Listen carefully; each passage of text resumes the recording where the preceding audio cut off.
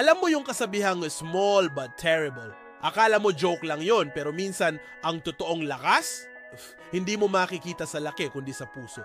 Kilala nyo ba si Toty? Isa siyang batang lalaki na walang taas pero mataas ang pangarap.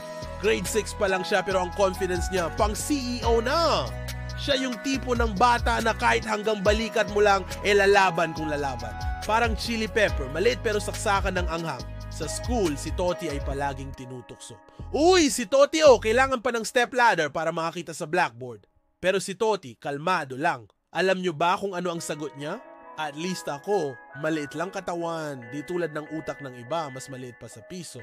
Boom! Mic drop! Walang sinabi si Bully. Pero teka, hindi lang to kwento ng pang-aasar at punchlines. May nangyari kasing nakakatuwa. Isang araw, nagkaroon ng quiz bee sa school nila. Alam nyo ba kung sino ang naging representative ng section nila Toty? Oo, tama ang hinala nyo, si Toty mismo. Sabi ng iba, sure kang si Toty, baka di siya makita ng host sa stage.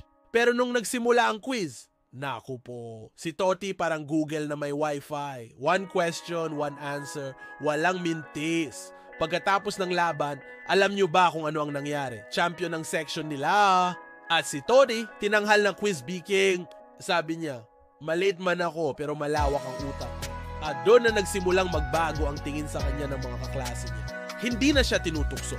Ngayon ginagaya na siya. Pinatunayan ni Toty na hindi mo kailangang maging malaki para gumawa ng malaking impact sa mundo. Kaya nga may moral lesson tayo dito mga kaibigan. Hindi sa laki ng katawan na susukat ang tapang, talino at tagumpay. Minsan ang tunay na lakas nasa pusong palaban kahit maliit ang katawan. Kaya ikaw, ikaw na nanonood nito. Kung feeling mo maliit ka, literal man o sa pangarap mo, alalahanin mo si Toty. Kahit gaano kakaliit sa paningin ng iba, pwede kang maging small but terrible. Alam nyo ba may iba pang kwento tungkol kay Toty na gusto kong ibahagi sa inyo? Nung sports fest sa school nila, akala ng lahat hindi siya sasali sa basketball. Pero alam nyo ba kung ano ang ginawa niya? Nag-volunteer siya bilang water boy. Sabi niya, kung di ako makakapag-shoot ng bola, ako na lang magpapalakas ng mga manlalaro. At alam nyo ba, dahil sa kanya nanalo ang team nila. Bakit? Kasi hindi lang tubig ang binibigay niya, pati na rin inspirasyon at good vibes. May isa pang beses na nagpakita ng tapang si Toty. May field trip sila sa zoo at may nakita silang malaking ahas sa exhibit. Lahat ng kaklase niya narako. Pero si Toty, lumapit siya at nag-observe. Sabi niya, uy, tingnan nyo! Kahit malaki tong ahas, hindi naman siya nakakatakot. Parang tayo lang yan. Kahit maliit tayo, kaya nating maging matapang. Doon naging instant tour guide si Toty para sa klase niya. Alam nyo, ang galing talaga ni Toty. Hindi lang siya matalino, malakas din ang loob niya. Minsan may nakita siyang matandang babae na nahihirapang tumawid ng kalsada. Ano ang ginawa niya? Lumapit siya at nag-alok ng tulong. Lola, tulungan ko po kayo, sabi niya. Nagulat yung matanda kasi akala niya baka di kayanin ni Toty. Pero pinatunayan ni Toty na kahit maliit siya, malaki ang puso niya para tumulong.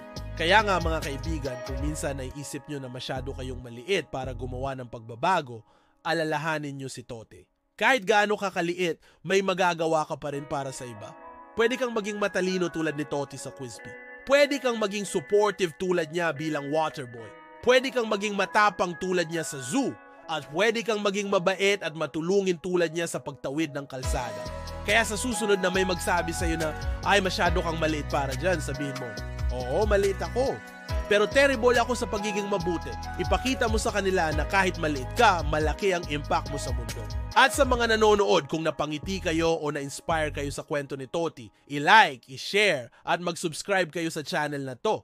Dahil tulad ni Toty, gusto nating magbigay inspirasyon sa marami pang tao. Tandaan nyo, maliit ka man, basta may puso kang lumaban, panalo ka. Kaya nga, huwag kayong matakot mangarap ng malaki kahit maliit kayo.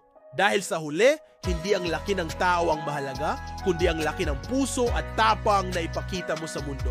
Hanggang sa susunod ng kwento mga kaibigan. Ingat kayo palagi at huwag kalimutang maging small but terrible sa mabuting paraan.